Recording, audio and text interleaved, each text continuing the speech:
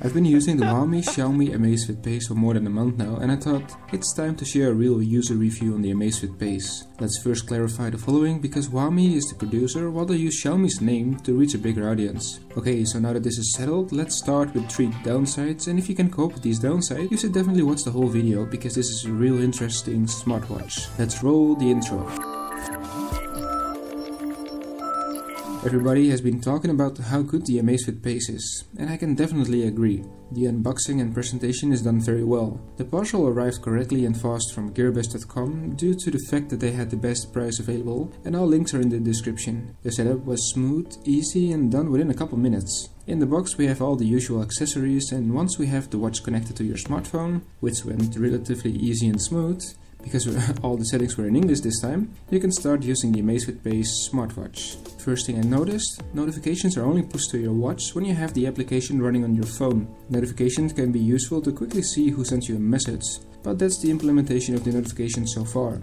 You cannot comment and only read the messages on the Amazfit. In many cases, it's a data overload because the messages are on your smartphone's lock screen or home screen as well. This feature could definitely be used a little bit better, I believe.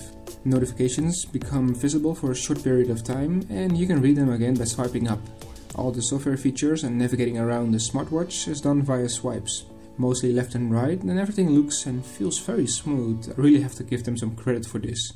The black bar at the bottom doesn't have any function. In addition to the swipes, they integrated a physical button in order to avoid unwanted touch registrations. Pressing the button will allow you to use the touchscreen but also lit the backlight.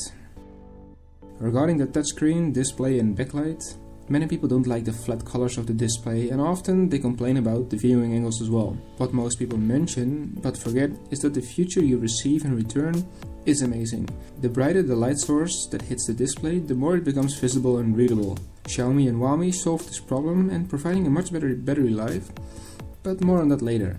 Let's first quickly discuss some outdoor features and then continue with the battery life. The focus is on active sports and people who want to become more active. Huami and Xiaomi made a slick design from ceramic polycarbonate and received an IP67 rating to make it waterproof for rain, washing your hands and stormy conditions. Also, a little sweat wouldn't cause any problems. So far, so good. Let's continue with the battery life as discussed earlier. The first thing what I have to mention is that battery life is amazing. Especially if you come from the first generation Motorola smartwatch, and of course this is heavily influenced by the display, that even though has a higher resolution than for example Apple's smartwatch, a significant better battery life has been achieved. Just keep in mind that when you go for a run outside and you turn both GPS and continuous heartbeat monitoring on, the battery will drain incredibly fast. So far we discussed 2 shortcomings, the notifications and the battery life when using the GPS and continuous heartbeat monitoring.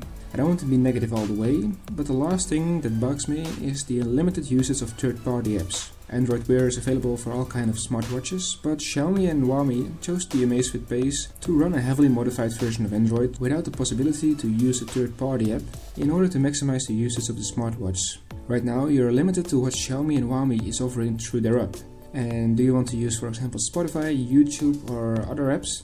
You cannot, because this is the biggest shortcoming out of the 3. I don't want to be negative only because in fact I really do love this product. I believe there's a high potential and prefer to discuss the opportunities for product improvements with you in order to make their next smartwatch even better. Because for this price level, I'm sure you cannot find a better watch. Regarding the price level, gearbest.com often offers the watch for less than €100, which is a real bang for the buck. And I will leave some links in the description of this video in case you want to grab one yourself. Many reviewers already pointed out the good sides of this watch, so I will not repeat it. But I hope my review shed a different light on the Amazfit. It's a beautiful and solid smartwatch, and the main feature is of course its amazing battery life and reflective display, so you can easily reach a full week of usage.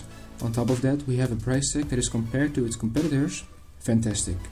The negative, yes, we have the 3 points that you really have to take into account, and if you can cope with these negatives, I can definitely recommend this smartwatch. I've added the best available prices in the description of this video, so you can check them out. If this is your first time on my YouTube channel, hit that subscribe button to never miss a new tech video, vlog or guide.